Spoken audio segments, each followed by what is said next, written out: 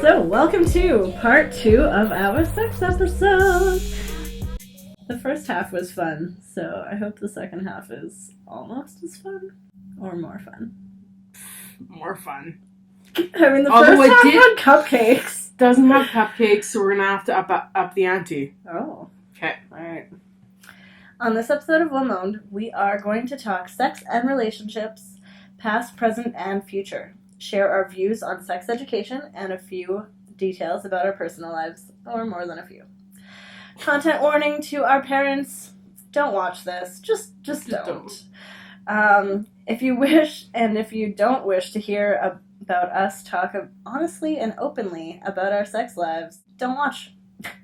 But you're going to want to watch everyone else. We recommend that people under 18 get their education from resources intended for them, such as scarletteen.com and Clinic in Winnipeg. Welcome to the womOwned podcast. I'm Elena, a polyamorous queer woman and single mom, currently dating a man and woman separately. And I'm Janelle, and I am a monogamish, queer, bisexual lady who is co-parenting with my bearded angel of a husband. Yeah. I am. Fuck yeah, I am. Do you personally consider platonic relationships as less important, more important, or equally to those that are romantic or sexual relationships? Probably different now that you're a mom, even more so, leaning more towards the romantic relationship because Nico would be primary importance. Yeah, like there's definitely a hierarchy.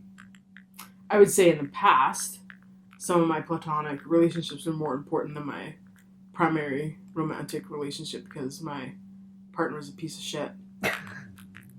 So you end up relying on friends more so. than my partner. Yeah. I try to view all my relationships as not the same, but through the same lens of importance. I try not to be hierarchical with putting more importance on a romantic or sexual partner. I hold just as much value in my platonic relationships, but that doesn't mean there doesn't end up being a hierarchy of some kind. For multiple reasons, including most of my friends end up having other partners whom they may or may not also prioritize, which just diminishes the amount of time available for prioritizing time with someone. So there definitely ends up being a discrepancy, but I don't deliberately view them that way. I tend to value people just as who they are in my life. It's not a matter of whether they're a romantic partner or not necessarily.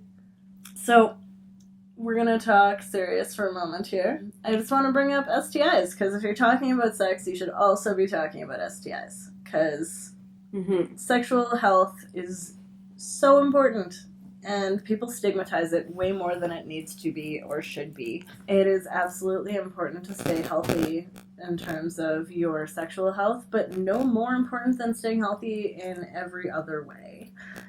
Also no less important than staying healthy in every other way. When people view STIs, it tends to be more stigmatized and more disgusting, whereas really, most STIs are mostly comparable to almost the common cold, but treatable. Even the scariest STI, like AIDS, is now essentially preventable, both with condoms as well as PrEP. You can take medication daily and prevent getting it. You can also have AIDS and function normally now because of how well they're able to suppress those symptoms. I'm not diminishing that it is important to stay healthy and prevent getting these things, but they are not the death sentence they once were, and stigma doesn't help anyone or anything. I personally have gotten chlamydia, which is super, super treatable, and so had it once. I received it. That is a weird way of saying that, but it is what it is. Like it was a gift. It was a gift from a cheating partner while I was pregnant. Fortunately, it was not a gift that kept giving. So, but it's important to be honest about getting things like this because it can happen to anyone. You can have one partner ever and still end up with an STI. Statistics are very high. Like, I had HPV. Some people think once you have it, you always have it. And other people say, no, like, you can have it, but then it can also just get cleared up. And that's what happened with me. It got cleared up. Mm-hmm. Mine was also from a partner who was not being truthful with me about certain things. And he made me think that I gave it to him almost the entire time that we were together. And it wasn't until like just before we broke up or just after we broke up that I found out the real story. So that he knew it was him. Yeah. Mm-hmm. But I don't know, but the rates are crazy for HPV. It's something like 80%. Yeah, 80% of people will have HPV, which same is like... with HSV, like herpes. More than 80% of the population has it. And of the percentage that have it, only like 40% know. Mm-hmm. Plenty of people have no symptoms or such minor symptoms that they have no idea. Also, both for sure, herpes is not tested for when you go for STI screenings. It doesn't matter how, like, many things that you ask them to test you for, they're not testing for herpes. Why not? Because they don't care. Because there's nothing you can do about it. It virtually does nothing. There are antiviral medications you can take to suppress if you are getting bad breakouts. But they essentially don't care. Because almost everyone has it, and it's not going to do anything, and you can't prevent it. Because condoms don't really even prevent it.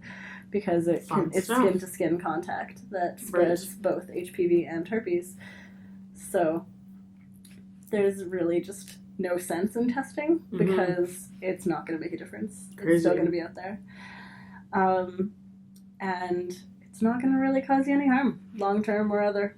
Some people get herpes and have it be very bad breakouts and very uncomfortable and painful, but plenty, it's so minimal that it's negligible.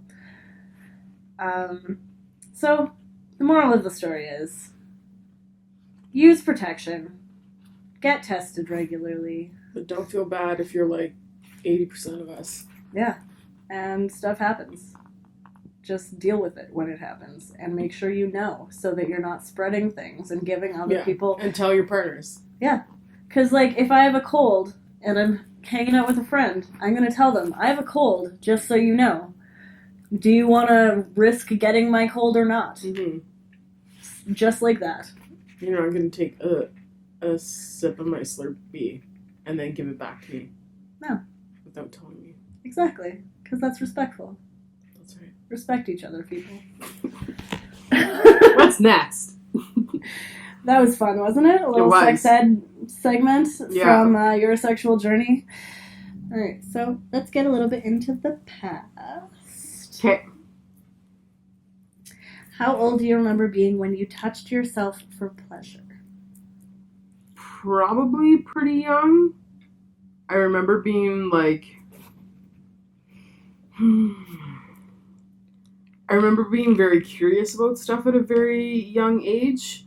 And I was also like a voracious reader, so I read a lot of books that were entirely inappropriate for my actual age, never mind, not my reading level.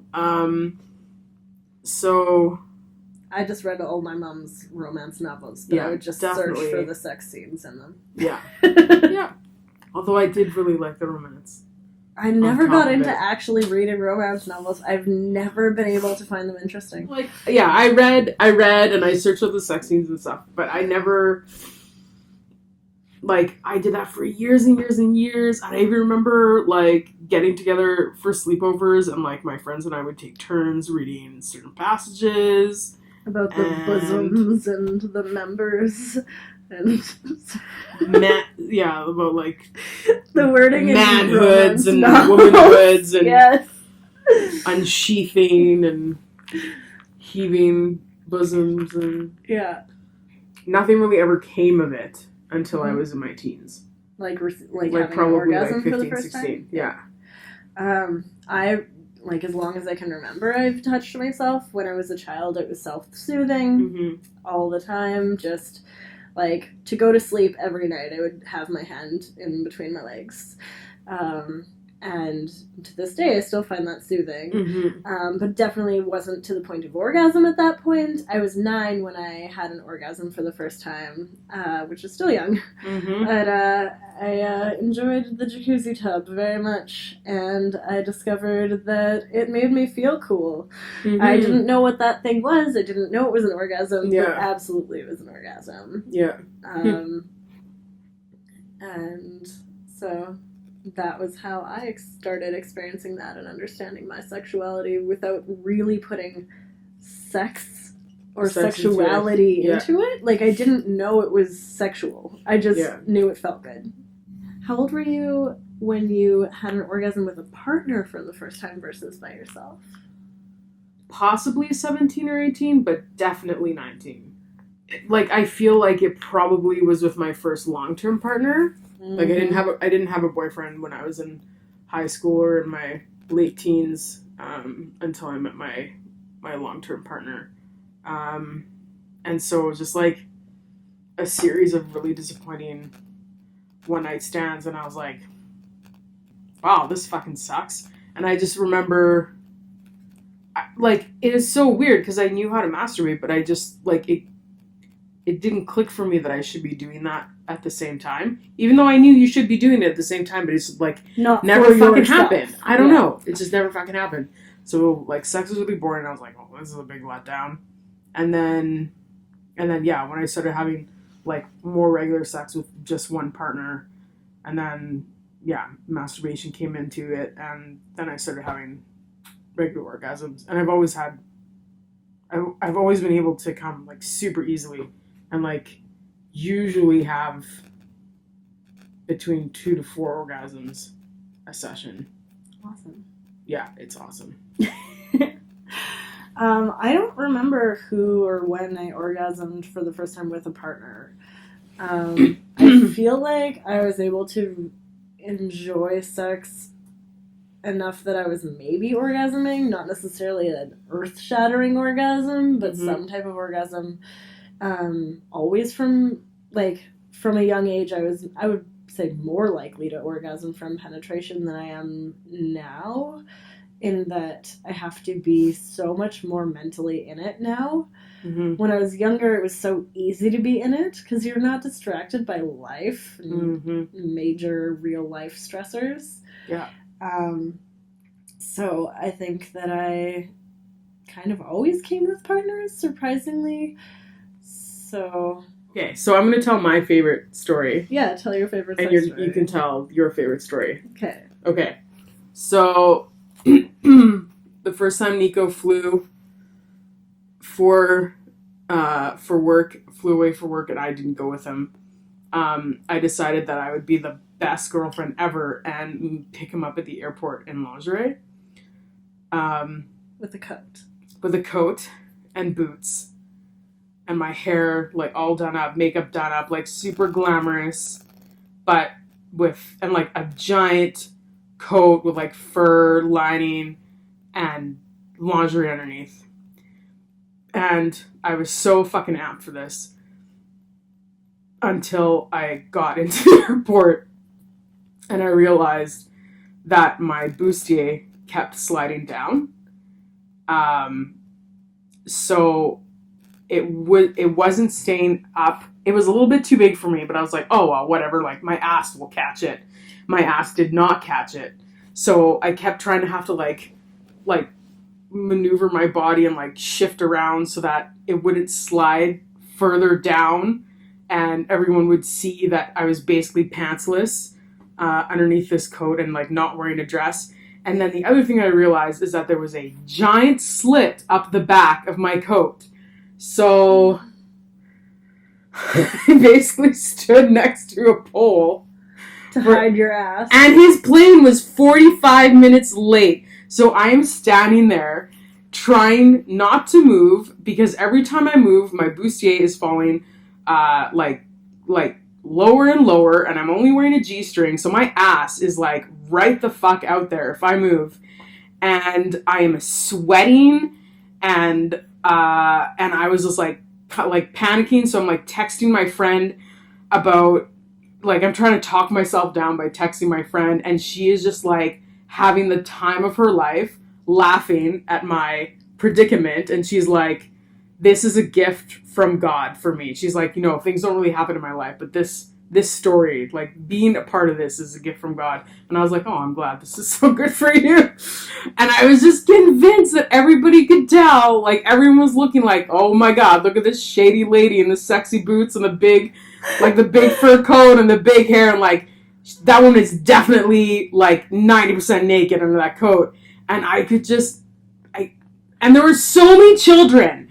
There were so many fucking children at the airport, and I was like, there are never children at the airport when they do this scene in the movies. Never. Ever, ever, ever. And yeah, so I was just like a big, sweaty, like, stressed out mess. And then Nico finally got there, and it was hilarious. It was hilarious.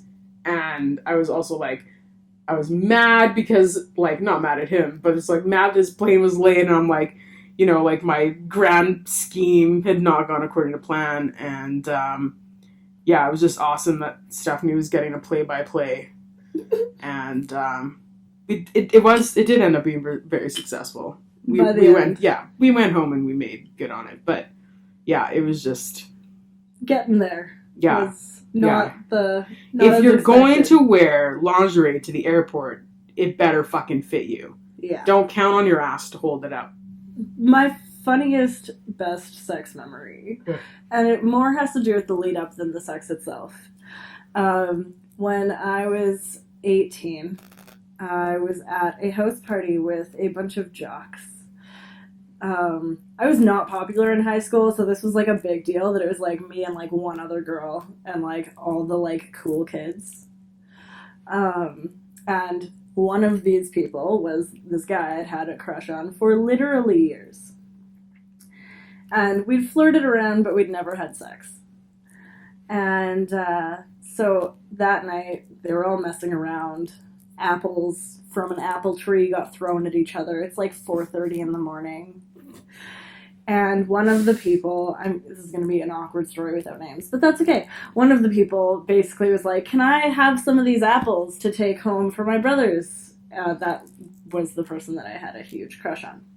So we're going to go with the nickname Kellogg's for that person. So Kellogg's is the person I had a huge crush on. Okay. Kellogg's was the nickname I also gave him when I was in high school. So that's coming out. Only I like know this why. much Later I will ask you. So anyways, so Kellogg's was like, I want to bring home apples for my brothers. And the owner of the house was like, yeah, for sure. You can absolutely have some apples. Okay, when does the sex come in? After this. It's coming. It's coming. I'm teasing. You're a brat. So Kellogg says, I'm going to have my grandma make an apple pie for you to the owner of the house to, like, thank you for the apples. Mm-hmm. And then the guys are like, let's make apple pie now. It is 5 a.m. Everyone is drunk. Yeah. So I take the lead and I make apple pie happen. There's no way it would have happened if I wasn't there. Mm-hmm. Like, it just wasn't. We Googled a recipe. We decided, okay, we're making apple pie. So I am doing everything in my power to impress this guy. Like, with apple pie at 5 a.m. So we're looking through this person's cupboards, looking for all the ingredients we need for Yeah. apple pie. The most important thing for apple pie, apples Yeah. and cinnamon. Yeah. You need cinnamon. If you don't have cinnamon, you don't have apple Don't pie. bother. Like, Yeah. so the only cinnamon they have is cinnamon sticks. Why? I don't know. But there's only cinnamon sticks. Also, no pie plate. So we get a muffin tin. We're like, we're going to make a bunch of little pumpkin pie, apple pies then. Mm-hmm. And since there's only cinnamon sticks, I get a cheese grater out and I just give her. Because I'm like, what other choice do I have? These are what I have in my possession. So by the time we finish making apple pie from absolute scratch, like the scratchest of scratch, since I grated the cinnamon, it was done by like 7:30 in the morning. No one had, like, most of the people had gone to sleep. Kellogg's and I are now making pie. That is all. Eventually, so the pie's done. We have breakfast of mini pie. It was delicious, by the way. Oh, it was thank so Christ. It was so good. And we go to sleep. Where are the options in this house? There is a pull-out couch downstairs with another guy that is from the group of people sleeping on that couch already. Well, here we go. There's room. So Kellogg's and I go and cuddle up on the pull-out couch and have sex next to his sleeping friend. And I got to have sex with the guy I had a crush on for years. Oh, that's the best. Thanks to making apple pie. Oh, that's awesome. And you got to have pie. And I got to have pie. Oh, I'm jealous. How do you picture the next chapter in your sex life? We're going to go future from here. Okay. So very quickly, the priority is for us to reconnect and get back some of what we had originally in terms of frequency, in terms of like energy and passion, in terms of play, just be more playful, more adventurous. We've already had a few experiences that we never talked about on this episode, but that we didn't really think would happen, but when it did happen, it was amazing, and it really helped reconnect. It helped us reconnect, helped bring us closer. We were kind of like in a little bit of a mini honeymoon phase again for a while. So it's just going to be about trying to get back to what we originally had, which was really, really strong, and we shared the same. Like everything lined up. Yeah. That's an interesting thing I've noticed with non-monogamy. That is an unexpected perk. So what we're referencing is that we ended up having a threesome a while ago, and that kind of, from your perspective, sparked things like that excitement in each other again for a little while. Yeah. And I, that is a perk that I didn't expect from non-monogamy myself, is the fact that bringing in an additional person, if your relationship is healthy to begin with. Yes. It doesn't have to be, and it just should not be a bad relationship. It's not going to solve fights. It's not going to solve that kind of stuff. But if your relationship is healthy, if it is good, if you know you're confident in each other, but maybe you just haven't been as excited lately, sometimes that can be fun, and it can reincite that just like in the longer term, not just in that moment. And that's a perk that I didn't really know was going to be there with non-monogamy that I really enjoy. Mm-hmm. Yeah, it was awesome. I picture the next chapter of my sex life to be continue to be explorative. I am learning things about myself that I didn't know before more recently. And I'm just looking forward to seeing where it goes. So, go ahead. So we're gonna talk a little bit about our experiences, both healthy and unhealthy, with non-monogamous relationships.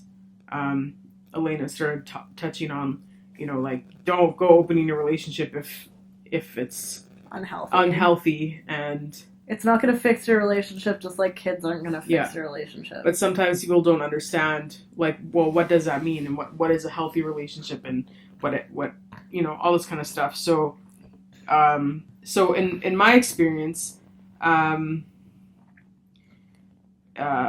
negative experience with non-monogamy happened because I was with a partner. I mentioned this in the earlier episode. Thanks.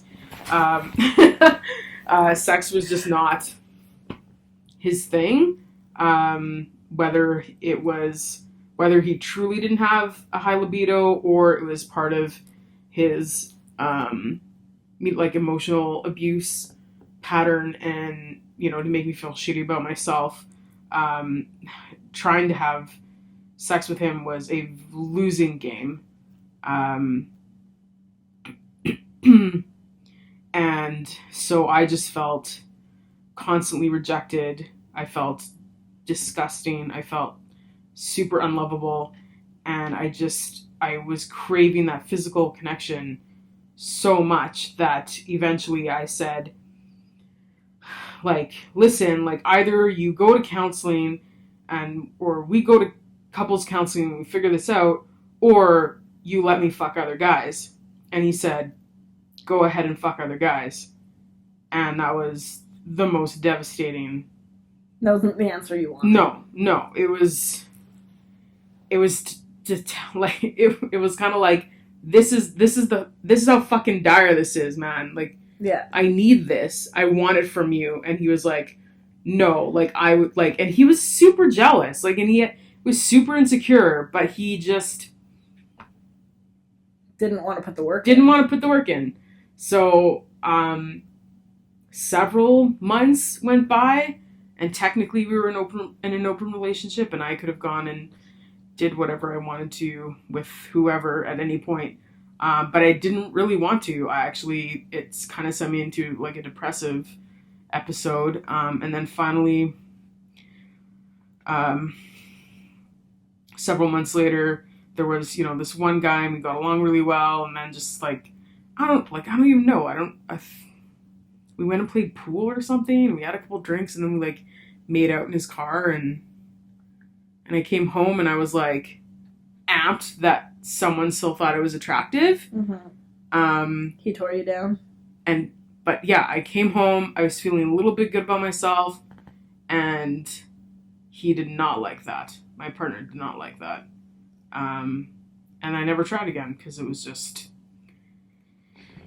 it wasn't worth it. So, and I see that mistake a lot of times where people open up a relationship in order to address a mismatched libido scenario when it's already at the point of conflict. Yeah. I was going to say that can be okay, but it definitely has to be, the communication has to actually be healthy. Yeah. So you have to be able to talk about difficult things before you start. And you need to know yourself. Yes. You need to actually know what you want, and you need to be able to express that. So, for example, for me, I knew that I didn't want to be in an open relationship. I told my partner that wasn't my first option, but it was my only option at that point. Yeah. And really, we should have just broken up. I would say most people who open up their relationships probably should just break up, because it's already at such a unless you have had an amazing communication like pattern your whole relationship. I've definitely talked to people who have had long-term monogamous relationships. Yeah. And, either years down the road, they're both going like, I love you. I love this relationship. Yeah. But I'm a little bored. Are you? Yeah. And, had essentially both people be like, yeah. Yeah. And then they, together, make the decision that we're so good in all the other ways. Why do we have to not be together? Yeah. When we do enjoy occasional sex with each other, it's just not new and exciting anymore. Mm-hmm. So let's enjoy new and exciting sex with someone else and have that be actually healthy. It only matters that both people are on the same page. Yeah. Yeah. And one of the people can't be doing it to satisfy the other, because that's never going to be healthy. No, there can't be any coercion. And I just think there has to be, there can be, like, I think the level of conflict has to be at a certain, like, it can't be very high. Like, you can be unsatisfied, but it can't be, like, a point of contention. Because at that stage, I just feel like most people they don't have the emotional capacity to navigate that scenario in good faith. Everything's so, like, fraught. Yeah.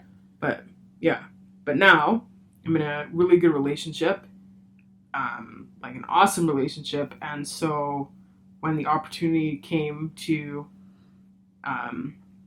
be monogamish, it was awesome. Like, it happened. It felt natural. It felt really. And you felt safe with each other, as well as we felt safe with the other person involved. Yeah, we definitely felt safe in our relationship. We felt safe with the person that we were with. You knew I wasn't trying to steal either of you from the other one. I was I was happy for you two. I want you two together. It was awesome. It was never like there's not that threat of. Mm-hmm. And it was a bonus. Individual. Like, it wasn't fixing anything in our relationship. It was a bonus. Yeah. Like, our, even though our sex life is kind of, like, slowed the fuck down, the quality is still there, and we still love each other, and we're still attracted to each other. It was just, like... There's the cherry on top. Mm-hmm. And we had talked a lot about things beforehand, and, like, well, what if this were to happen in real life? And, we've had lots of talks about, like, consent and what... various things, and just being your friend. We've obviously talked about a lot of the things that you get up to, and, like, if we could see ourselves, participating in that kind of stuff, and blah blah blah. And it's been really eye-opening. I've had positive and negative experiences with non-monogamy. I won't get into a ton about that today, because we'll probably have more on that later dates. But the main thing that I learned about myself, which, non-monogamy is different for everyone. Mm-hmm. For myself, though, it's just important that I'm making the decisions about who I'm relating how with. Mm-hmm. What I mean by that is, it is important to me that if I'm in a relationship with any person, it is up to me and that person, mm-hmm. and no one else. Yeah. What our relationship consists of. Are we cuddly? Are we kissing? Are we having sex? Are we just friends and we just hang out and we enjoy each other's company? Mm-hmm. And I need to just be genuine with each of my people. Yeah. And that is how I perceive my non-monogamy. Mm-hmm. I'm perfectly happy having a person I spend most of my time with that is my main focus, but it is very important that I get to choose how I relate with all the other people in my life also. In the past, that hasn't been possible, but I'm happy that seems to be my life right now, and it's great. I'm super excited for you. Yeah. It's been going good. So, let's close it up. Closing, there will be links in our show notes to everything we cite here, complete with a transcript of all of our content. We want to hear from you. Please email us at info@womOwned.com to tell us what brought you here and what you loved and hated about the episode. If you are watching on YouTube and you want to comment, please do. We want to hear your sex stories and your comments about our sex stories and everything you have to share. We are very entertained by this stuff, as you can tell. Last but definitely not least, we want to highlight your business. We are looking forward to a future episode having people on it to talk about how awesome other women business owners are. Please tell us about yourself, how you got to be a business owner, and what makes your business that extra bit special. We would like to highlight at least one woman per month. Let's raise each other up. So just email womOwned.com if you go through our website, womOwned.com, and email us if you want to contribute to that. Thank you for listening to womOwned. If you believe in what we're doing, please share our posts and tell anyone who will listen about our series. Please follow our Facebook and Instagram pages and subscribe to our series on YouTube. Just search womOwned. So you can stay up to date and be a part of the community we are creating. Please go to our website, womOwned.com, to subscribe to our newsletter. Love us or hate us, please review us. We want to know what you think. We've got shit to say, and you're going to want to hear more.